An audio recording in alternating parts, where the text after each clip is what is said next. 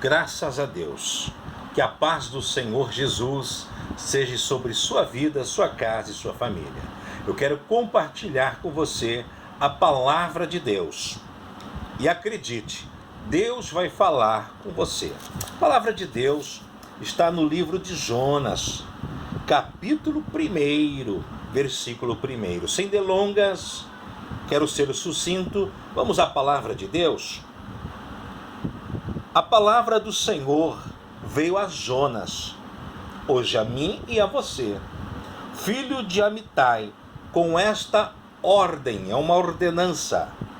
Vá depressa, Jonas, à grande cidade de Nínive, e pregue contra ela, porque a sua maldade subiu até a minha presença. Versículo 3.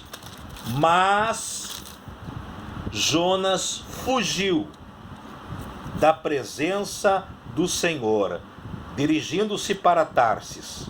Desceu à cidade de Jope, onde encontrou um navio que se destinava àquele porto. Depois de pagar a passagem, embarcou para Tarsis para fugir do Senhor. Versículo 4, consequência. O Senhor, porém, fez soprar um forte vento sobre o mar e caiu uma grande tempestade. O Senhor Jesus, já ressuscitado, em suas últimas palavras aqui na terra, ele percorreu a terra 40 dias e ele deixou mais ordenanças. Ele disse: ide e pregai o evangelho a toda criatura. Ide. Todo cristão, todo salvo, ele tem uma missão. Missão como pai, missão como mãe educadora, o pai como chefe de família, como patrão, como ministro do evangelho. Enfim, nós temos uma missão, cada um de nós. Nós temos a direção de Deus. E muitas vezes nós estamos escolhendo a direção contrária àquilo que Deus nos falou. A Bíblia diz de uma grande cidade chamada Nínive. Nós estamos falando aqui, eu posso estar enganado agora, eu não pesquisei, mas de 2.500 anos atrás, a cidade de Nínive, ela tinha cerca de 120 mil habitantes. Para aquele tempo era uma cidade imensa.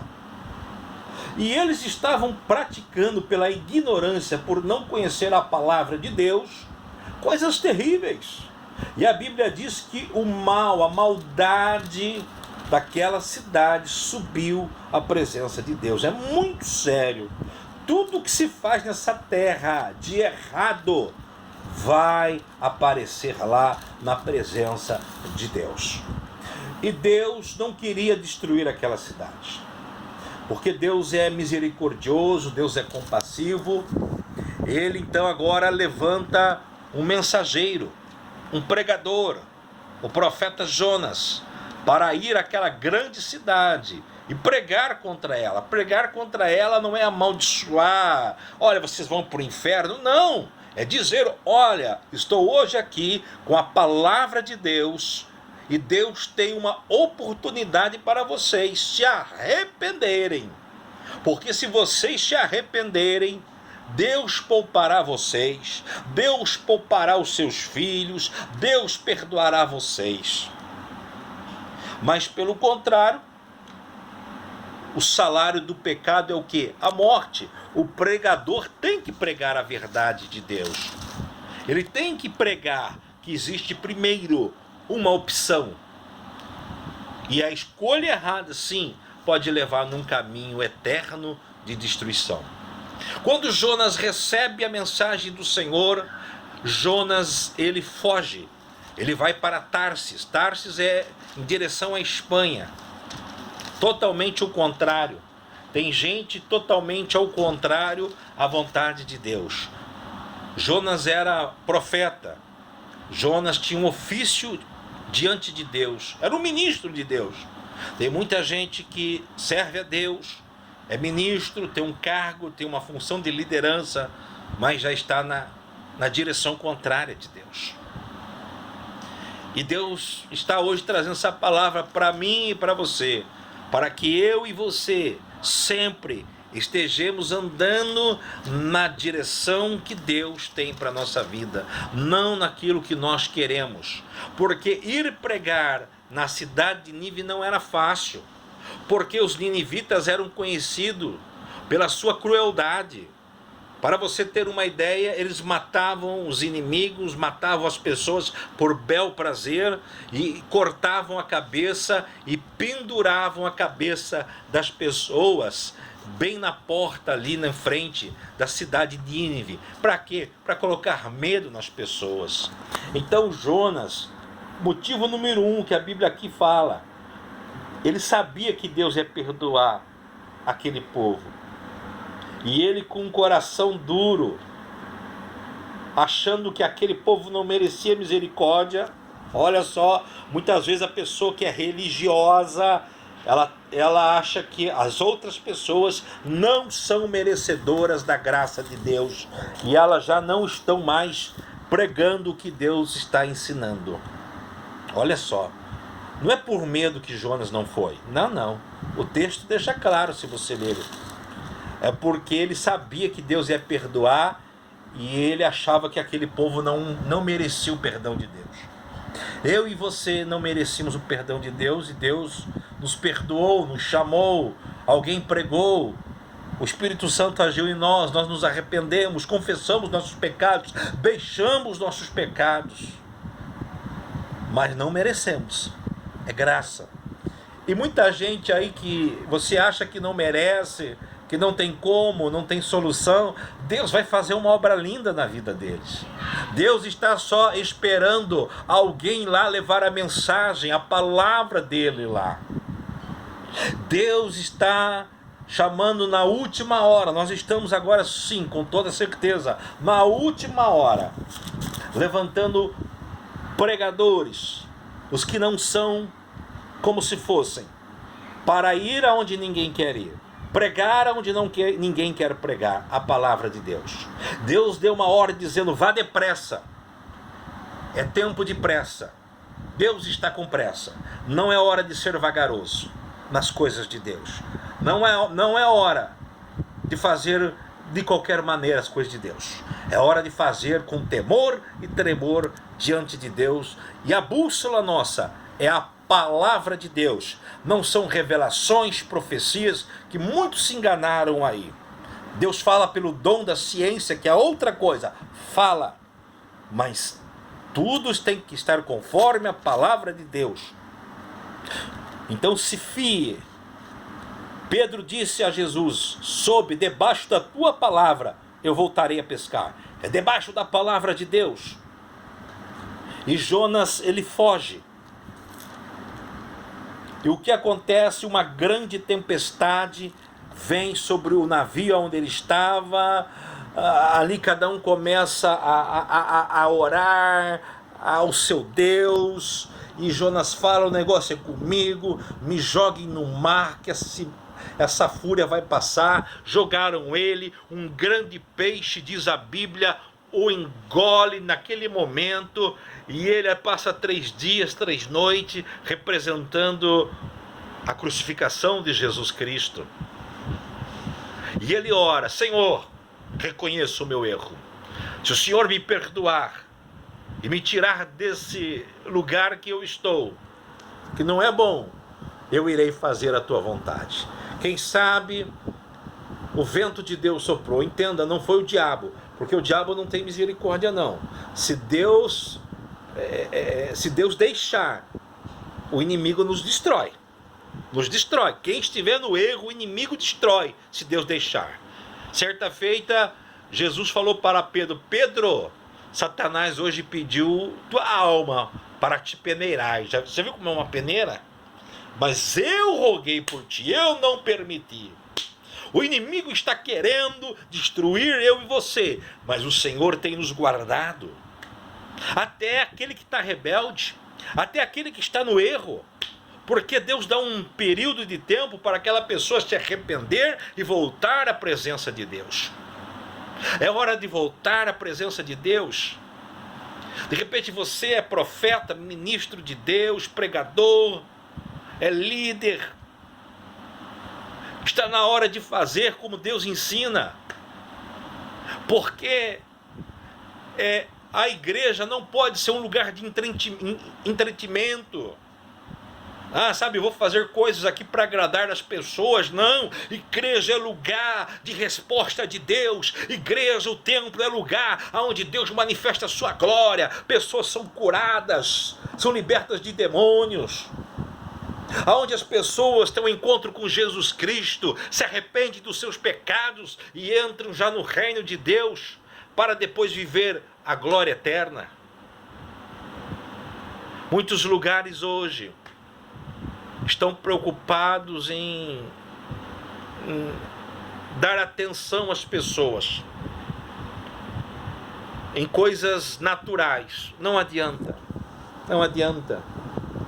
A Bíblia diz: muitos são chamados, poucos são os escolhidos. O que nos liberta é a pregação, é a palavra de Deus, é a palavra de Deus como ela é, como ela se deve.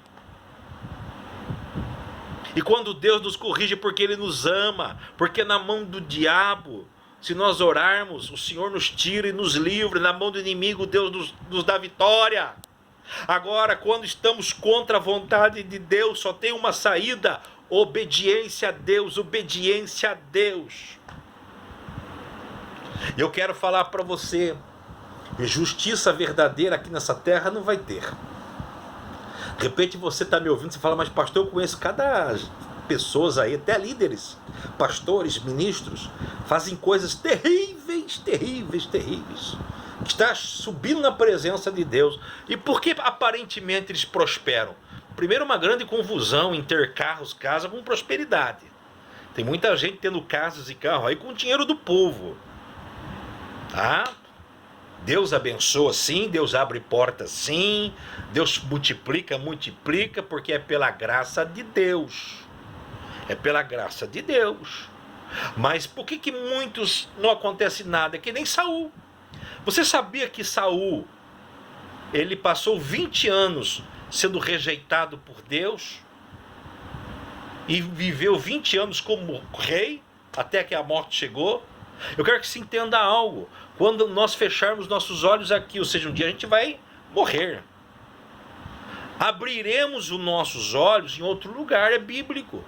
Jesus falou para o ladrão da cruz, que se arrependeu: hoje mesmo te digo, estarás comigo no paraíso. Agora, se alguém morre em Cristo agora, ela abre os olhos aonde? No paraíso. Quando Jesus voltar a arrebatar a igreja, aí o nosso espírito vai se encontrar com o nosso corpo. O nosso corpo vai ser transformado. Aí teremos uma forma corpórea. É só ler Tessalonicenses, ler lá as epístolas de Paulo. Está tudo escrito lá, tá bom? Agora, quem morre sem Jesus agora, acorda no inferno. Porque o inferno não é o final. O inferno já existe. O final, para quem não está com Cristo, é o lago de enxofre, aonde vai ser jogado o quê? O inferno vai ser jogado lá. Então, o que adianta eu passar uma vida aqui na terra, que é 70 anos, e você sabe que passa de uma idade, fica doente sim, já não tem força, já está fraco, você sabe disso. Agora tem uma eternidade tanto com Deus, como uma eternidade sem Deus. Eternidade, meu irmão. Eternidade. E Deus não quer que você se perca. E por Deus amar, a Bíblia diz que Ele só corrige quem Ele ama. Então essa palavra de correção para mim e para você é porque Ele nos ama. E se nós não vamos pelo entendimento, Ele sopra o vento contrário para a gente acordar. Que nem Jonas. Jonas teve que passar tudo aquilo para ele fazer a vontade de Deus. Vamos fazer a vontade de Deus? Vamos fazer? Está na hora, diz a Bíblia, que nos últimos tempos quem estiver sujo vai se sujar mais. Quem estiver se santificando, se limpando, vai se limpar mais. A escolha é nossa. A decisão é nossa. Mas as consequências, elas também virão, boas ou ruins. Vamos falar com Deus em oração. Ô Senhor Jesus Cristo, louvo o teu nome, te engrandeço por esta palavra. Em primeiro lugar, nos perdoa dos nossos pecados e nos ajuda, Espírito Santo, a andar na direção de Deus, na vontade de Deus, agradando a Deus, servindo a Deus. Nos ajuda, Jesus Cristo. Por favor, segure nossa mão e nos ajuda, Pai, porque sozinho não conseguimos. Agora eu oro, Jesus, em favor dessa pessoa, que se tiver algum mal sobre a vida dela, está escrito: em meu nome expulsarão demônios, em meu nome vocês curarão os enfermos. É em nome de Jesus Cristo, nome acima de todo nome. Sai tudo que não vem de Deus, saia toda miséria, sai toda doença mandada, sai desse corpo agora, espírito maligno. A doença que está aí e entrou por um inimigo, entrou por uma brecha, entrou esse mal por uma macumba, vai sendo desfeita. Toda macumba, toda feitiçaria, toda bruxaria, saia em nome de Jesus. Seja abençoado, abençoada você, sua casa e a sua família em nome de Jesus. Amém? Mas agora saiba que para o vento de Deus cessar, nós temos que entrar na obediência a Deus. Não tenha medo, meu irmão. Não tenha medo de nada nessa terra. O medo, o temor que nós temos que ter é não andar na presença de Deus. O homem, se Deus é com você, se Deus é comigo, o que fará o homem? Só o que Deus permitir. O que Deus não permite, não faz. Se andamos com Deus, o que o diabo nos fará? Nada. Contra nós nem encantamento vale. Agora, longe da presença de Deus, tem sofrimento, choro e no final de tudo, ranger de dentes. Fiquem todos na paz de Jesus Cristo. Até a próxima, em nome de Jesus. Amém.